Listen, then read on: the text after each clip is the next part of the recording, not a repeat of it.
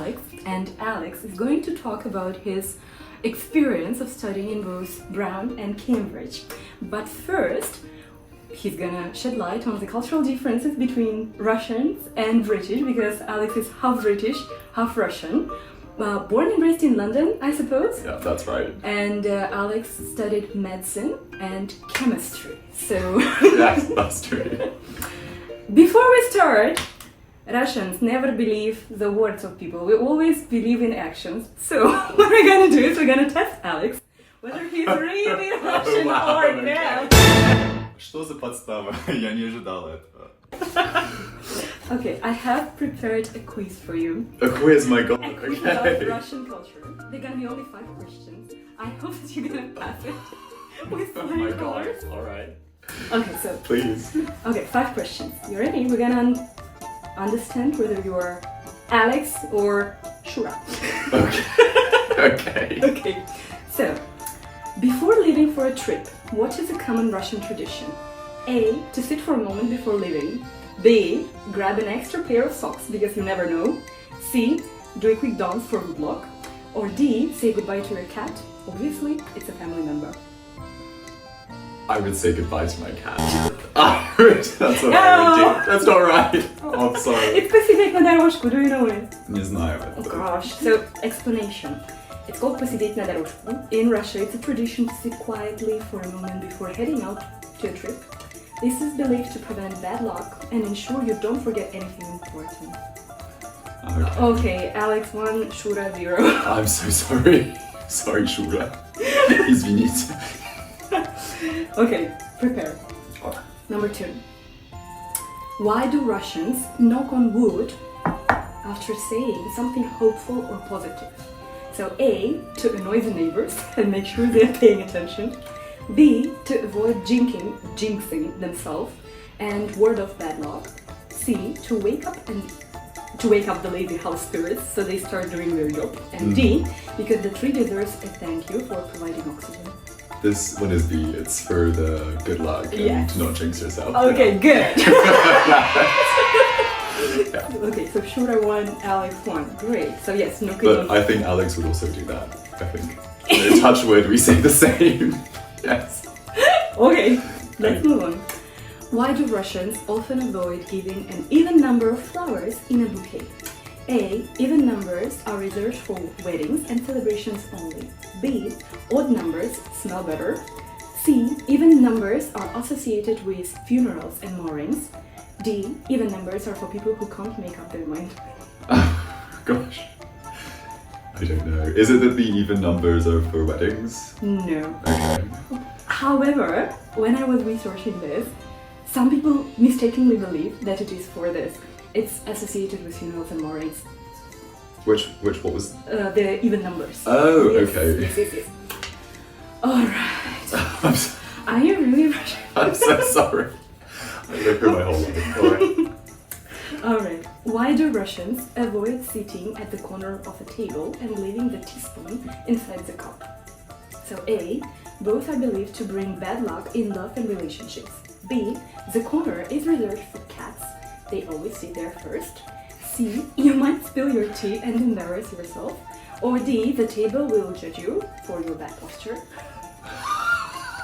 What was A again? It was both are believed to bring bad luck in love and relationships. Is it A? Yes, it is. Okay, the other ones were mad. Because we're all mad. All of them are mad. Yeah. Welcome to Russia. Maybe the table would judge me. I don't know. Who knows? This one won't. Please, please, yeah. Okay. Why do Russians? This is the last one. Okay. Okay, go for it. So, then. I believe in Shura. Okay. Why do Russians avoid whistling indoors? A. To bring financial misfortune or whistle your money away. B. To call your lost pet back home. C. To summon a magical genie who grants you one wish. Or D. To annoy the house spirits and make them hide your stuff. A? Yes, it's A. Okay. Those were all so mad. Right. I didn't know how spirits were such a thing. I mean, I guess they're not. So I think the quiz showed us that it's true. You're half Brit, half Russian. Exactly, yeah. Okay. That was what we we knew that, yeah.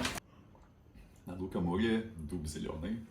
затается как над убитом, и днем и ночью кот ученый все ходит по цепи кругом. Хорошо? Да. Здорово. Okay, so first we're going to talk about some Russian-British differences, and then we will talk a lot about Brown and Cambridge. So, what are the differences between Russians and British? Oh gosh, it's a good question. I mean, I've been to Russia twice, Okay. and I met a lot of Russians when I was there. And obviously, I lived in England for years, so I met plenty of Brits too. I would say the biggest difference is that Russians are more kind of direct in conversation. There's less kind of beating around the bush. I think British people can be a bit more passive. But they both are lovely, I would say. So, when was your first trip to Russia? So I must have been maybe 14 years old. Okay. And I went alone. Well, I went with my mother, but she was kind of busy or whatever, so I stayed with my grandma for a week in St. Petersburg, and we did all this like touristy things, like music, like lots of museums and churches and cathedrals. We went to the circus. Oh my god, it was crazy. What are the differences between your Russian babushka and British babushka? That's a good question. The thing that's weird is that they're very good friends, even though they don't understand each other at all. Well, I mean. Do they use Google Translate? I think this is like before even Google Translate. I think it was just like, the vibes, I think. You're like, Alex, clean your room. Yes, Alex. Yeah. What were they like? They were both very kind, very patient, very strong. I would say strong women. They were from a similar generation, like I guess like a World War II kind of generation. They're quite old actually, my grandparents. So I guess they just bonded over there, like that kind of experience, but also just their age and like my family. And I guess they were just so happy I don't know, they're just so happy to be there, I guess. So. Do they often visit each other? Not so much anymore. I mean, I think I would say my Russian babushka came to England like 3 or 4 times. But my English grandma, my granny, she never been. I don't even think she's been outside of England for the last 10 years. Did you show your Russian babushka around? Did she enjoy Big Ben and Westminster? I think she must have. I was younger at the time, but I remember definitely we went to like Hyde Park and we went around London, and it's like London's amazing. I think she loved it. Yeah. And you studied Russian at high school as well. Yes. So from what age to what age were you practicing it at school? So I learnt Russian in school because my dad is English and we didn't speak Russian at home because my dad didn't understand. And also it's such a hard language. It is indeed. It's so difficult anyway.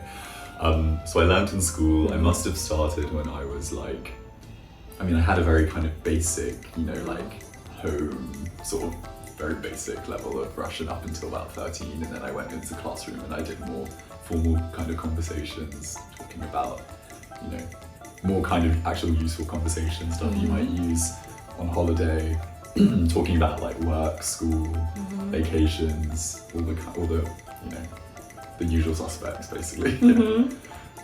And when you went to Russia for the first time, what surprised you the most? Gosh, that's I think it was a lot of things. It's like I don't know, it's interesting in the way that it feels like Europe, it looks European, but there's something different about it. The people are different, the language is different, the culture is more traditional, I would say. I wasn't used to the food. I didn't know what the food would be like. And also, this is a silly thing, but I was surprised how hot it was. I went in the summer and I was like sweating. I was like, I swear this place is supposed to be cold. Like anyway, but it was beautiful. I feel like it was a little understated. Like, I didn't know a lot of people who'd been to Russia, I guess. And it was, it's beautiful. St. Petersburg. It's amazing. Yeah. What Russian dishes did you enjoy the most? I liked, gosh, now I'm gonna have to remember the name. You're gonna tell the Russian. Yeah, we'll see. Yeah, So I liked sort of, you know, like the soup with the dumplings in it. Klocki, I think? Klocki, No? может быть, не знаю. Or just pelmeni? That, Only, yes. okay. Yeah. So that's really nice, but we also had like, you know, sort of fish, like, you know, caviar, all this stuff. Borscht, конечно. But yeah, I mean, you know, it's very filling, I would say. Very Do you eat a lot of Russian food at home? I have never eaten Russian food at home. Your mother doesn't cook Russian food? No, not really. Not really. British I've food? had like a Russian salad, like a kind of, you know, like a beetroot salad or whatever, but it's a bit random. Yeah. You know what I'm talking about? Yes. Of course. The one in the massive bowl, yes. Okay. And do you like Russian literature? I do. So but I quite liked. So part of my course was we read a Russian play in Russian. It was Three Sisters of the Three Sisters, Chekhova, which was really fun actually to kind of read it in the original text and to talk about it in Russian. And yeah, I mean, I do like Russian literature. I've also liked Bulgakov. Like I've read a lot of. Master and Margarita? Yeah, right. But to be honest, I should read more, I think. Maybe when I'm not, you know, maybe when I'm out of Cambridge, have a bit more time, I can do a bit more reading, yeah. And do you celebrate any Russian holidays? Not so much. I mean, because, the calendar, you know, the calendar is different. So the Russian New Year is like in January as opposed to in, well, I guess. Anyway, it's like the second week of January. And the Christmas is also offset, but no, not really. Как вы отмечаете Рождество? Рождество Да. на, Здесь, в Англии. да, английское Рождество. Как вы его отмечаете? Расскажи нам на русском. По-русски, ой, ужас. Я не могу. Вы наряжаете Сказать по-русски. елку? Хорошо, да, конечно, елку, и мы готовим еда на Рождество, и мы всю семью. Собираетесь вместе? Да, мы собираемся вместе. Очень здорово. Ну, я очень люблю Рождество. Самый любимый каникул. Это здорово. So let's talk about your interest in foreign languages and medicine. Sure. I kind of noted the interplay between the two because when I'm teaching foreign languages and most of my students are interestingly doctors. So my hypothesis is that you learn so many different words and you are already so used to the heavy loads that medicine gives you, anatomy and all this stuff, so that you kind of can't live without this pressure for knowledge. Right. And yes, so please check out my Instagram if you want to learn foreign languages and you're a doctor, or even if you just want to learn the foreign languages. Please tell us, how did you start learning foreign languages and what kind of foreign languages do you speak? Just gonna say, it's so funny you say that because one of the first things that they told us on the medical course in Cambridge was that, I don't know if it's true, but it's that you learn more new words studying medicine than you do in a modern languages degree. Yeah, so maybe that's not true, but I mean, I remember it because I remember it was said. It sounds decent, yeah. Exactly. So languages, yeah, it's always been a thing for me, I guess, because I had this kind of like international upbringing. So I was interested. Because my mum was Russian, I was sort of encouraged to do that in school. But I also spent some time living in Switzerland when I was younger for 2 years, in a French-speaking part. So I was learning French there, and then I did Russian in school as well. And then I had a kind of moment of, you know, curiosity where I did like the Mandarin Chinese GCSE and AS level as well in school, just out of interest. I wouldn't say that I remember much, but it was, you know, amazing experience. These are so different language Yeah, groups. right. I think they're all different. They're all different, exactly. How do you like learning foreign languages? Are there any techniques that you use? I would say the thing that helped me most was kind of like watching videos and like media from that culture. Even if you don't understand everything, you understand something, and then you can kind of work out Yeah. what's being said. And I also think it really helps with the accent if you can listen to like native people speaking and try and imitate it. Because the other thing I found like traveling in France is that even if you're talking nonsense, like if you can get the accent down, you know, it's people are convinced. It's convincing enough. But I mean, I'm joking obviously. But yeah, I think getting the accent right is really important. And my favorite thing to do is like, you know, music, podcasts, movies. I love French films. Amazing, yeah. Do you get a lot of time to do it while studying medicine? I would say sadly not really anymore. This interview is actually the first time I've spoken Russian in a long time. Years, you can probably tell. Although I guess like traveling in Europe, you can speak a bit of French, speak a bit of German, depending on where you go. My German's terrible, but I know some phrases. But no, I wouldn't say that now that I'm in Cambridge, like learning languages is my main focus. But I would say that like it's an important part of my kind of childhood, and it was something that I was really proud about in school when I was really good. And it's, you know, I think it's really important to like understand other cultures and put an effort into communicating with people in their native language instead of just expecting everyone to speak English. Are there any other languages that you would like to learn in the future, or you're gonna stick to these three? That's a good question. I mean, I would love to try. I mean, I've always wanted to speak Arabic. I think that's like totally yeah, I know, but I think that's just amazing. It's just amazing. But realistically, I think for now I'll stick to what I know. yeah. Now we're gonna talk about the differences and similarities between Brown and Cambridge. Maybe elaborate a little about your experiences in both of the universities, what you did at Brown and what you are doing currently here. Sure. So I did my undergraduate degree at Brown, which was a 4-year program, and I did a joint honours in applied maths and chemistry.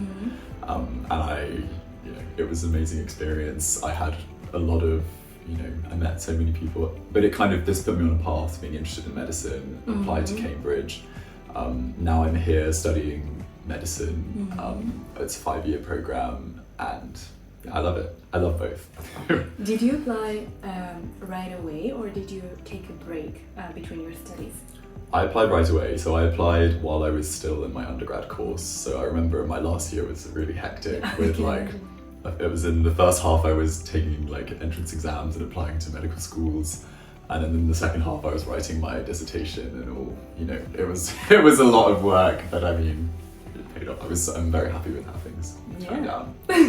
And well, I imagine that Ivy League and Oxbridge are quite different, but maybe similar in some ways. So I will first ask you a lot of questions about Brown, and then after it I will ask you a lot of questions about Cambridge. Yeah. So, lots of questions about Brown. The first one is, I'm very curious. The stereotype that I heard about this university is that this is the only university of Ivy League which practices a pass and fail system, so that you do not actually get the marks, but you get either pass or fail. Is it true? Is that true? It's kind of true. Right? I mean, every course you take, you have an option. Do you want a grade like A, B, C, or you can do a pass-fail? Okay. So some people take everything pass-fail, and that's not as stressful. But like for me, I think I took every single course I did for a grade. Had you if you had taken the pass and fail one, would it have influenced your application for master's degree at Cambridge or no? I think it might have done. I don't know for sure, but I think most people who wanted to apply to medical school or a PhD or a master's, they would have taken every required course in their degree for a grade. Because I think people, admissions people might think, you've got something to hide or something like that. But who knows? Okay. So, why did you choose Brown? I mean, I chose Brown because of it's called like an open curriculum. So the way the university works is you choose a degree and you have to take every course, in order to pass that degree, but you have sort of space in the curriculum. you can take any other course offered by the university. Mm-hmm. So you might be in like so I was in like a chemistry program, but I took all kinds of stuff in like English, sort of psychology. I took a languages course. It's, you know, it was just so many options available. And also just, I love the culture there. It's very friendly. It's quite casual. It's not very competitive and stressful in the way that some other unis can be. I had so many amazing friends. Like, I just got a very good vibe from the place. I was happy there, yeah. I can see. I would like to ask some questions, you know, chronologically. So Sure. when you were in London and you were preparing your application, did you want to go to the US specifically so that you get this opportunity to study abroad? Yes, I would say so. And also I had a kind of American connection because my mother, even though she was born in Russia, she did her degree there in the USA. She lived there for a long time. We had sort of people there that I knew, family, friends, and so on. So it wasn't like I was going to a completely foreign place. But yes, it was, you know, amazing opportunity. And yeah, I really wanted to go. I was super happy when I got in. Do you remember the day when you received your kind of Hogwarts letter from my Brown? Hogwarts letter, oh my god.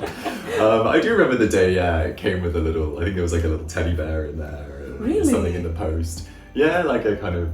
So they sent the physical letter. It was, yes. Oh, and you were waiting for the physical letter, not the email. There was an email too, but I think the letter was cool, the letter was cool. And it was kind of signed by whoever and whatever. That's great. And what were you doing on that day? Well, the email I knew when it would come, the letter... So you were waiting. Yes, exactly. I was on the tip of my toes, yeah. To be honest, I was stressed a bit before because I had no idea. You know, it's quite random. I didn't know if I was going to get in or not. And then I was very happy. You know, it was a great day. I remember it. I was in school, high school. How did you so before going, when you were preparing, how did you imagine Brown, and did it actually meet your expectations? It's a good question. So when you say about the stereotype, I had known that too. So I knew that the stereotype was that it was a bit less, you know, a bit more chill, not as stressful. I would say that was true. So when I got there, I was happy, but I would say that I worked really hard there actually. So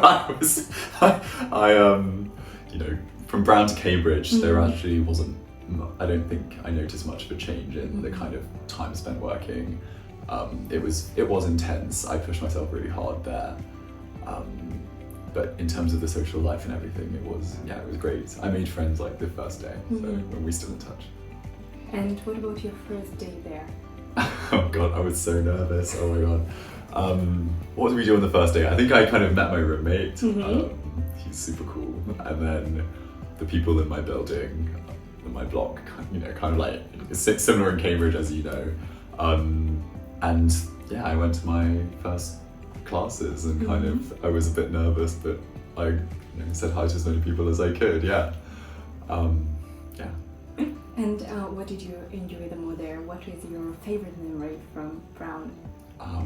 It must have been, I think in the final year when I got into grad school and I had like submitted all of my work, and it was kind of early summer and it was just beautiful weather, and it's such like a green campus, like the trees are so stunning, and I just remember I would go with like my partner at the time. There was like this beautiful park which kind of overlooks the city. I would go there sometimes to do like drawing and whatever, but I just remember how beautiful it was. That was the thing that most kind of sticks with me. Here in Cambridge, we have this competition with Oxford, so we have varsity. Is there much competition between other universities of Ivy League? I think there is, but I think it's more of like a Harvard-Yale thing. Okay. I wouldn't say, I feel like in Brown it's not very competitive. I think we just let that. There is a football game every year with Harvard, which is really fun because we all go up to like Boston, I guess Cambridge it is technically, to watch it, which is, it's a really fun vibe, it's atmosphere, it's like American sports, it's a whole ordeal, like you had to be there. But I mean, I wouldn't say it was like a rivalry, you know. It was just for fun, it was just fun times. Did you play any sport?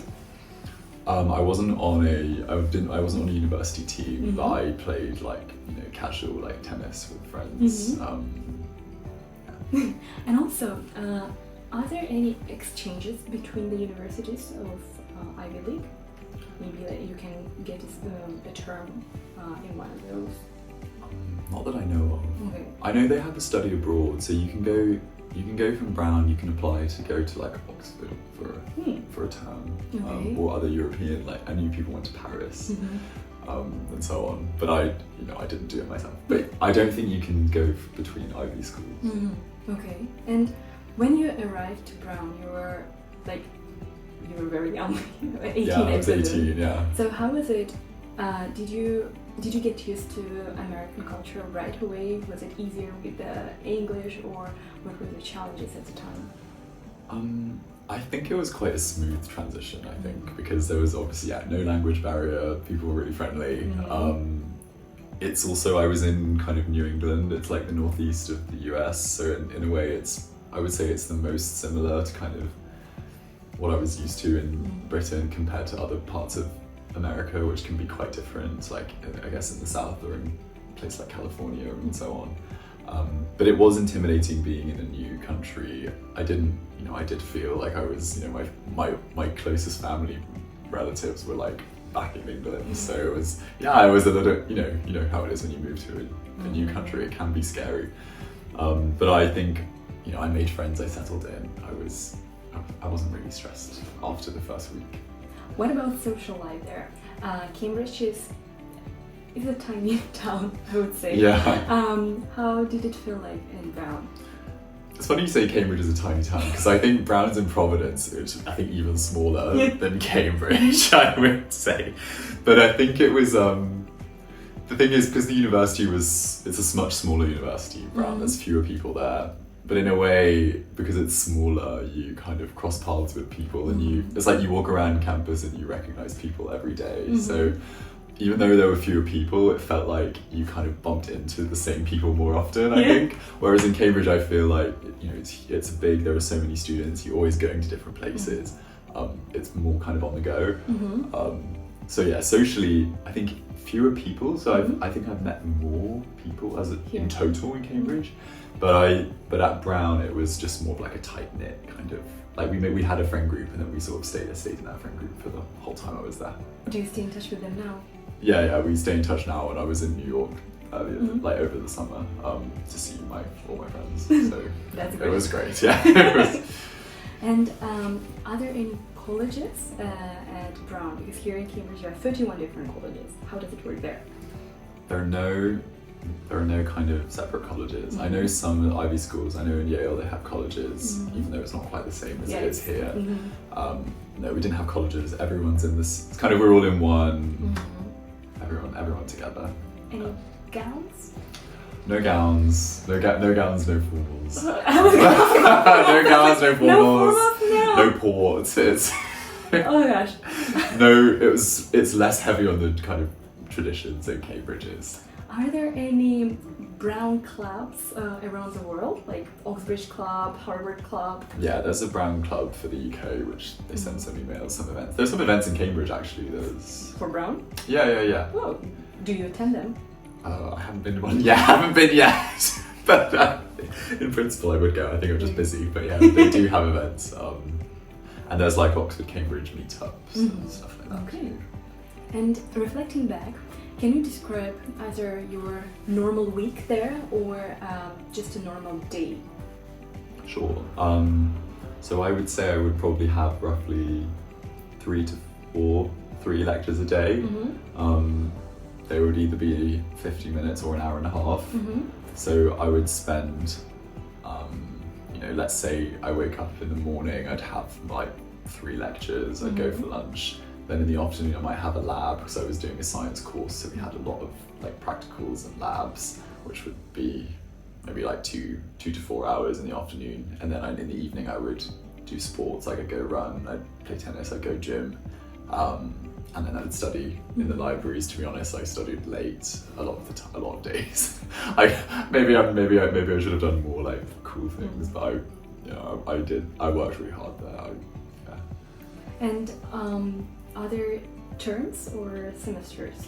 So it's 2 semesters, very long semesters. So Cambridge is quite kind of short and sweet. You've got, maybe not sweet, it's hard work, it's intense, isn't it? Yeah.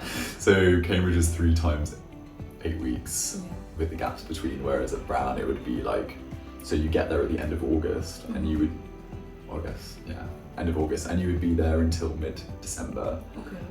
So it's quite long. Long, and you would have, it was long, 2 long semesters, but it wasn't as kind of structured and kind of intense as I think Cambridge is. So it was super intense. Yeah. I think it was a bit more, a bit of a slower pace, but more of like a slow burn. So I feel like in Cambridge you can kind of sprint and get through it, whereas in Brown you kind of had to pace yourself so you didn't burn out halfway through the term or whatever. Did you have the end. exams in the end of each semester? Yeah, so basically each semester you would take a course, and each course would be examined separately. So you would typically have like 3 or 4 exams spaced throughout the term. So it would be a kind of on-off cycle between like studying for exam for like 2 weeks, take the exam, then you have maybe 3 weeks more, then another exam. So it was a bit more kind of step by step, whereas in Cambridge it's kind of you study the whole year and then the exams come at the end. So. Any Mabels after the exams? There was no Mayball, but when I graduated there's a big kind of celebration at the end of the year for the graduating students, but anyone can go. I think, I can't remember the name of it, but it was very fun. It's kind of, is it like American prom or? I would say similar to a Mayball, like live music, there's sort of bar, there's food, dancing, it was nice. Are there many society there? Are there any society there? Oh yeah, there's loads of societies. I mean, I wouldn't say as many as in Cambridge because it's just a smaller university, but lots of like clubs and societies you can, whatever you're interested in. And maybe give us some tips, because Brown is a very competitive university to get to. So for the prospective applicants, what would you recommend? Gosh, I wish, I don't even know. I would say, I think Brown's known for being more, I think the kind of stereotype is that it's quite kind of artsy and it's a bit kind of alternative, but I'm not sure if that's true nowadays. I think having a really interesting backstory and like interesting hobbies and being able to tell a really like coherent kind of story about yourself and what has motivated you to apply, having a very specific interest, and being able to back it up with like things that you've done and things that you've achieved, I would say. But I mean, I don't know. Of course, this is an addition to academic excellence, which right. is required. I would say it goes without saying. The top universities always require high academic excellence. Okay, and let me ask you one last question about Brown. Any funny stories, mischievous stories that you? I feel like I shouldn't say. I feel like I shouldn't say. Maybe I'll pass. We'll have to come back on that one. Any funny ones? Funny stories. God, so many. I don't know. Gosh, it's hard. Put me on the spot a bit. There's so many. I don't know what's. I can think of some inappropriate ones.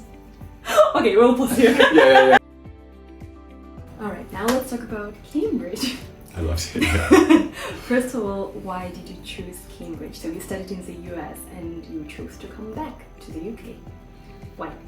It's a good question. So it was more just circumstantial. Like my family was kind of, my mum was moving back to the UK. My family moved back here. It just made more sense to be closer to home. I kind of missed being closer to home, I think. And also doing medical school in the US as a whole ordeal. We don't need to get into that in this conversation. But I mean, I'm British. I'm from here. It was just more. It was basically it was an easier option, and it's this is an amazing program. I was very kind of excited. I'm very excited to come to Cambridge. What do you enjoy the most here in Cambridge? So I would say that my course is hard, but it's super interesting. I love that it's kind of, it teaches you things that are kind of extra that you might not know, might not learn at another university. Because I'm very passionate about my course. I'm really interested in like biology and science and medicine, and I found it very fulfilling here. Like I really enjoyed it. But there are so many other things about Cambridge. Like I love all the different societies. I was involved in different things here.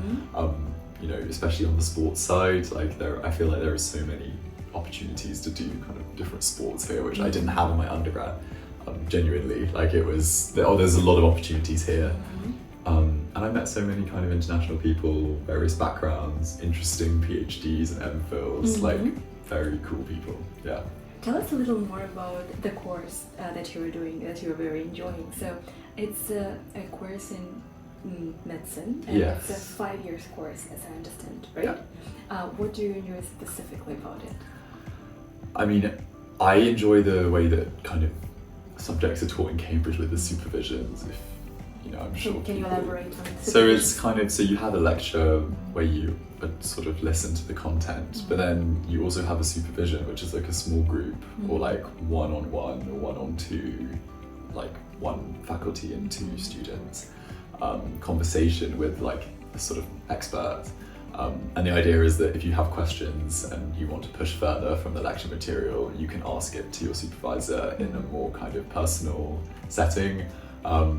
I have really enjoyed this part of the course because I have a lot of questions. I love like discussing with the other people on my course. Like I think we all come from such different backgrounds. So I have one question which relates to what I'm interested in, but then other people will ask things that I haven't even thought of. So I really like this kind of small group environment. I think it's, this is unique to Cambridge. I think they also do it in Oxford. It's very special. Yeah, I think it's worth, it's super valuable for learning. Yeah. And with medicine, I never could understand the system. So how does it work? Because I know that sometimes you have to work at the hospital here, but I presume not right away. So during your first year, do you get to learn a lot of theory and then pass the exams, and then afterwards you get the access to the hospital where you need to help the doctors, or how does it work? I mean, generally there's a split between the theoretical, so-called preclinical side, and then the clinical aspect, which you do later. So you're right, that you learn a bit of science and then you do more hands-on stuff with patients. Yeah. Okay, and about Cambridge. So what kind of societies did you join here? So my first year I did I joined the boat club at my college, which I feel like is so typical of like first year student. Super fun, met loads of people, did some races, very physically demanding, very fun. I think, so this year I'm gonna focus more on, so I signed up to do like Cambridge Triathlon, but I want to learn, basically I want to do more sort of cardio stuff, but on my own timetable, because the thing about rowing is that it's very structured, and when you're doing a course like medicine, it can be quite difficult. And when you do rowing, you need to wake up very early. Very early, yeah. At 5 or 6? Yeah, it's super early in the morning. It would be cold, like you get wet. You have to really love it. I think a lot of people do. I sort of reflected, having done the year, that maybe it wasn't for me. I think I need a bit more control over my life. But also a degree in medicine is quite demanding. So if you want to. Yeah, but people do it. I mean, people find a way. If you love it, you make time and you do it. So. Do you remember your first day in Cambridge? I do remember my first day in Cambridge. I remember moving in. My mom came with me. I felt like I was, she's dropping me off at school again. I felt we kind of, unpack my stuff, organize my room, meet my new friends in my building. Go to the hall in the college for the first time. The matriculation. Yeah, the matriculation also. I remember it. I was so like, I'd never done anything with like the gowns. It felt very formal because in my undergrad we had nothing like this. So yeah, it felt really special, honestly. Yeah, nothing like it. And do you remember the day when you received the Hogwarts letter from Cambridge? From Cambridge? Yeah. Yeah, I mean, I actually didn't think I would get into Cambridge, so I was really surprised. I was very happy. The interviews were really difficult. I just, you know how when you apply, you have no idea, really. Yes. It's like you just send it off and you just hope that things turn out well. So yeah, I was really relieved. I really wanted to go to medical school, so when I got into Cambridge, I just felt like I'd achieved what I would be working towards for like for a large part of my undergrad degree. So it was very validating. Yeah. And we have already talked about the semester system at Brown, and here in Cambridge it's very different. So you get 3 different terms, and they're very intense. Yeah. What helped you to adjust to how did you go through this? How did I find it? I mean, it definitely took time to adapt. So I think it was good that the first year of the course is not as hard as the second year, and I think they do it on purpose so that you have a year to like understand how Cambridge works, and then you can come in the second year and like get to like you can optimize the way that you work. I think I would say the best thing to do is just to stay on top of all the content as it comes. Like the worst thing to do is to leave things till the last minute, and then you have, oh my gosh, like I have 100 lectures that I need to learn in this like 6 weeks. That's very stressful. So what I'm trying to do this year is to like memorize the content as I go, basically. So that because sort of last year, because I was doing all this other stuff, I got to this point where I had all of this content to review and not much time, and I worked like mad for, like I didn't realise basically the third term in Cambridge you study. Yes. It's hardcore, yeah. The first term is the worst. Yeah. And what's your favourite memory from Cambridge? My favourite memory from Cambridge? Probably like the matriculation or like first formal that I went to, because I felt like this is, it's such like a Cambridge sort of tradition. It's so special to the university. It felt like a big achievement. Yeah. And did you attend lots of Mabels? So Mabels are, for those of the followers who do not know, Mabels are kind of parties. It's like a party at the end of the year. Yes. Yeah, I went to 2. So I went to the John's Mabel, and I went to the one in my college, our college, Wolfson College. Yes, both super fun.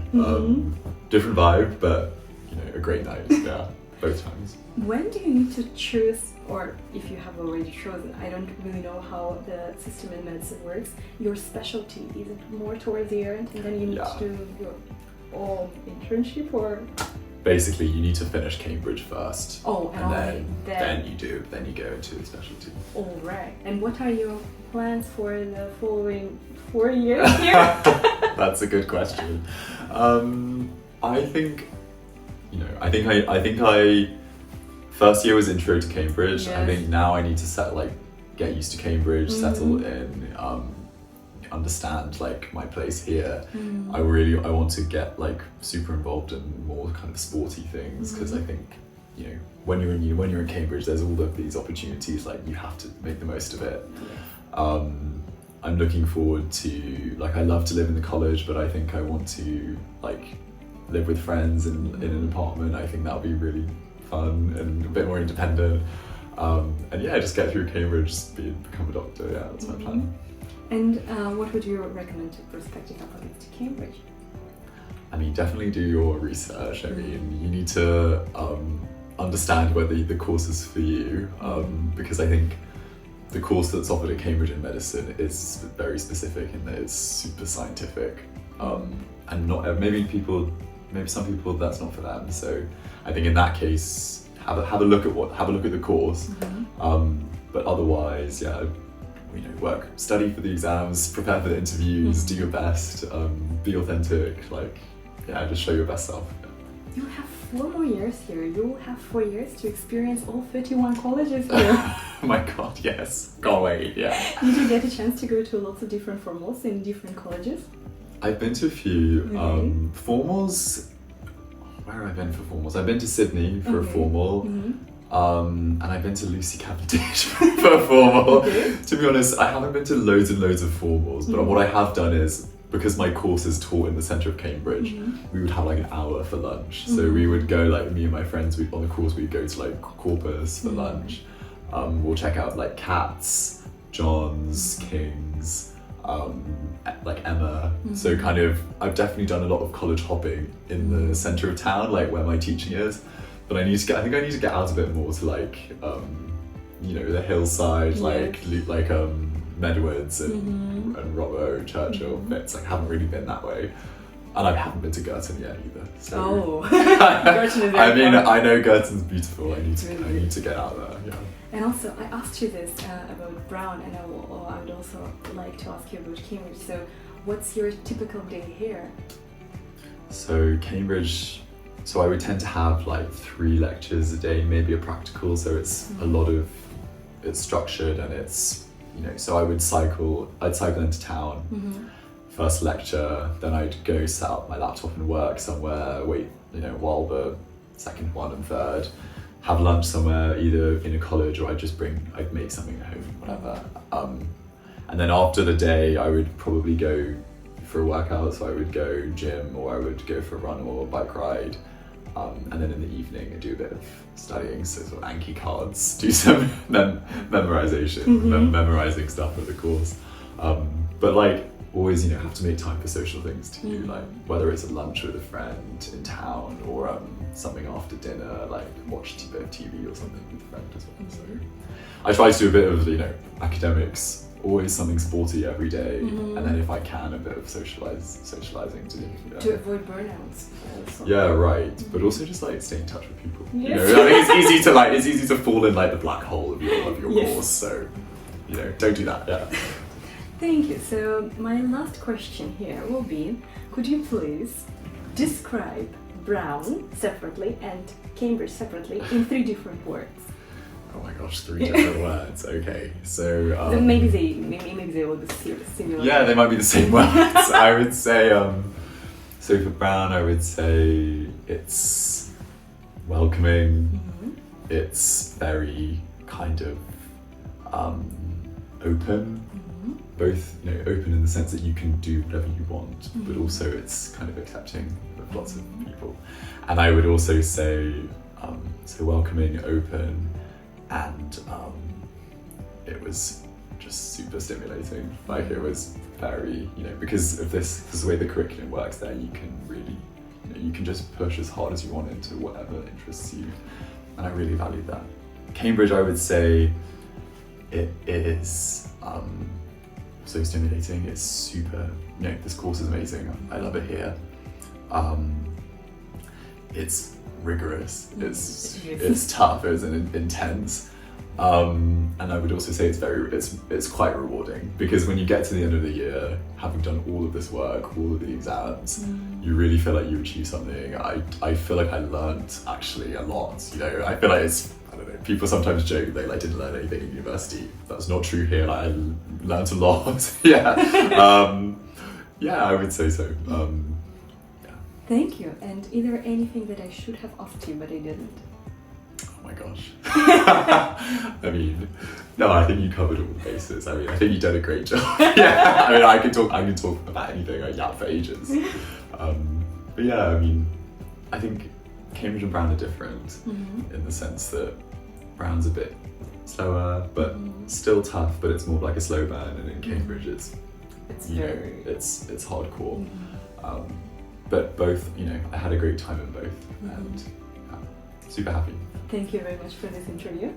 And thank you. Thank you so much for having me. Thank you very much for watching. Thank you, everyone. Here with Alex, who has kindly agreed to no, wait, I usually do it for the tours. Sorry. Kindly agreed to provide the. No. Oh, okay. You don't trust me on that one. Okay. I was a bit like, I'm not sure whether you can tell. You can remove whatever you like.